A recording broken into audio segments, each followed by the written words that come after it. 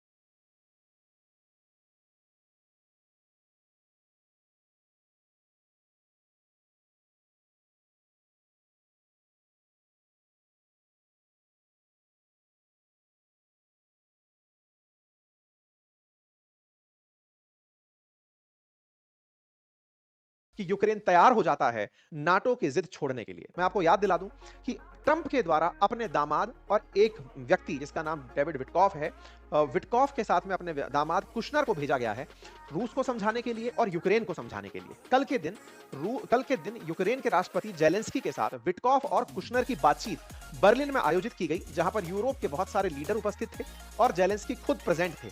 उस मीटिंग में इन्होंने कहा कि मैं नाटो की मांग छोड़ने को तैयार हो गया हूं, क्योंकि विटकॉफ और कुशनर ही वो व्यक्ति हैं जिन्होंने गाजा पट्टी और इजराइल के बीच समझौता कराया था। अब ये समझौते के लिए ही जाने जाने वाले व्यक्ति हुए, जो कि ट्रंप के दामाद कुशनर हैं और साथ में विटकॉफ हैं, जो कि ट्रंप के मित्र माने जाते हैं। ये अब रूस यूक्रेन युद्ध को रुकवाने पहुंचे हैं। ट्रंप के आदेश की पालना में ये सारे काम हो रहे हैं। ट्रंप की तरफ से ये लोग जब पहुंचे थे रूस के पास तो 28 सूत्रीय मांग लेकर गए थे और कहा था, पुतिन हम युद्ध रुकवा देंगे, लेकिन आपको कुछ क्षेत्र भी हम यूक्रेन का दिलवा देंगे, उसके बदले में आपको कुछ गारंटीज देनी होंगी, कुछ हमारी बातें माननी होंगी। पुतिन ने कहा कि देखिए, सबसे पहली चीज ये है कि मैं जो जगह छीन चुका हूं वो लौटाऊंगा नहीं। अगर आपको यह लगता है कि मैं यूक्रेन को नाटो ज्वाइन करने दूं, वो मैं करने दूंगा नहीं। बेहतर होगा आप अपनी तरफ से जेलेंस्की को समझाएं, क्योंकि विजेता मैं हूं, जेलेंस्की नहीं। और तुम्हें लगता है कि तुम मुझसे युद्ध कर सकते हो तो आ जाओ।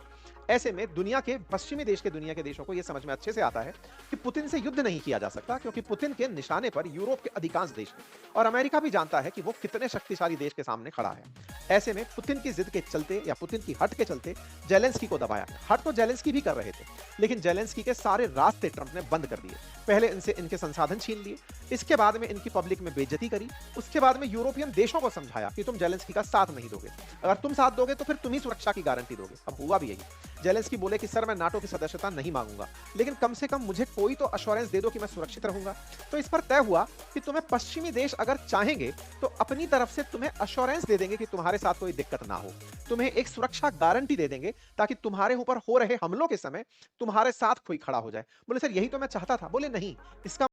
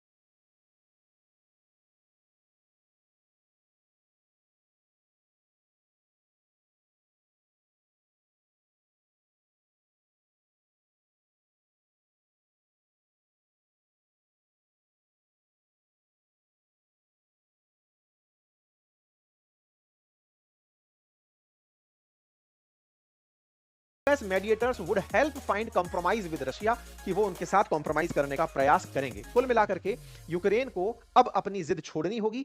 EU US agree to provide Ukraine with guaranteed similar to NATO's article 5, ऐसा मर्ज ने कहा है, यानी कि जर्मनी ने कहा है कि हम नाटो जैसा तुम्हें कुछ दे देंगे। इससे एक बात पता चलती है कि पुतिन अपने आप को कितना स्ट्रांग लेकर के आगे आए हैं कि उन्हें देखकर अब ये लोगों को समझ में आना लगा है कि पुतिन की ही जिद चली, फाइनली यूक्रेन को पीछे हटना ही पड़ा, यूरोप को पीछे हटना पड़ा, अमेरिका को पीछे हटना पड़ा। The US has politically and potentially also legally assumed the corresponding obligation, the German chancellor ने ऐसा कहते हुए अपनी बात जेलेंस्की से कही। इस पर ईयू की तरफ से कजा कलास ने भी ये कहा कि Ukraine NATO membership is no longer under discussion, कि अब इनके साथ में नाटो की मेंबरशिप का कोई भी डिस्कशन नहीं बचा है। उन्होंने कहा कि Kyiv should be given tangible security guarantee, Kyiv को हम गारंटी देंगे सुरक्षा की, लेकिन वो उसके म्यूचुअल डिस्कशंस पर होगा। कुल मिलाकर के अब बात इतनी है कि नाटो का ऑप्शन यूक्रेन के लिए बंद हो गया है, और जब ये बंद हो गया है तो निश्चित ही युद्ध रुकने की पहली शर्त जो थी वो कंप्लीट हो गई है। अर्थात अब इस बात का विश्लेषण हो तो इस बात का कि एक व्यक्ति की हठ ने न जाने दुनिया को कितना नुकसान पहुंचा दिया है। रशिया ने यूक्रेन को कहा है कि तुम ईयू ज्वाइन कर लो, ये बात सही है, लेकिन ये बात समझनी होगी कि ईयू तो वो प्यार से भी ज्वाइन कर सकता था, जिस जिद के चलते वो नाटो के लिए पड़ा रहा, अंततोगत्वा उसे हटना पड़ा। और जेलेंस्की इस बात से पीछे हट के ही दुनिया में रशिया यूक्रेन की वजह से जो क्राइसिस क्रिएट हुए, गुटबंदी हुई, तेल के ऊपर पाबंदी हुई, दुनिया में वैश्विक रूप से महंगाई बढ़ी, अमेरिका की तरफ से टैरिफ जैसी चीजें झेलनी पड़ी, इंडिया को 50% टैरिफ इस बेवकूफ प्राणी की वजह से झेलना पड़ा जो आज जिद को छोड़ने के लिए तैयार हुआ। अगर इतना ही जिद करके चल रहा था तो इसे समझने की आवश्यकता है कि भाई तुमने अपनी जिद को इतने दिन तक ढोया है तो हमारे ऊपर तुम पनौती क्यों बनकर आए। तुम्हारी जिद के चलते आज भारत को 50% टैरिफ की चोट में आना पड़ रहा है। अमेरिका कहता है कि रूस को हमने तेल खरीद कर पैसे दिए, तुम्हारे पैसे मतलब हमारे पैसे तुमसे युद्ध करने में काम आ रहे थे, तो ये तो तुम्हारी हट थी जिसके चलते तुम कुट रहे थे। अगर तुम हट पहले छोड़ दिए होते, जो तुमको यूक्रेन को समझाया जा रहा था कि तुम स्वतंत्र रह लो, हमें कोई दिक्कत नहीं है, तुम नाटो नाटो मत राग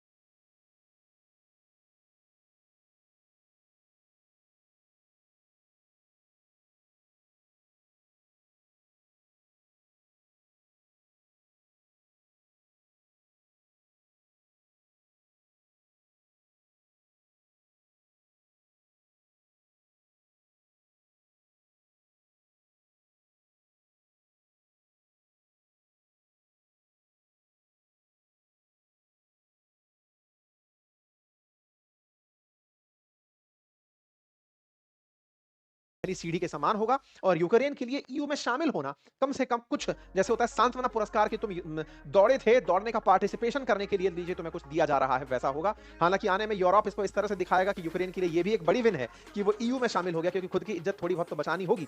फिर फिलहाल के लिए इतना ही। रूस लेकिन अभी भी चाक चौबंद है, बढ़िया से सुखोई 34 तैनात कर दिए यूक्रेन के बॉर्डर पर कि देख लो भाई तुम्हारा ये सब ड्रामा व्रामा खत्म हो जाए तो बताना, उसके बाद हम फिर से डिसाइड करेंगे क्या कर सकते हैं। ठीक है साहब, तो फिलहाल के लिए इतना ही।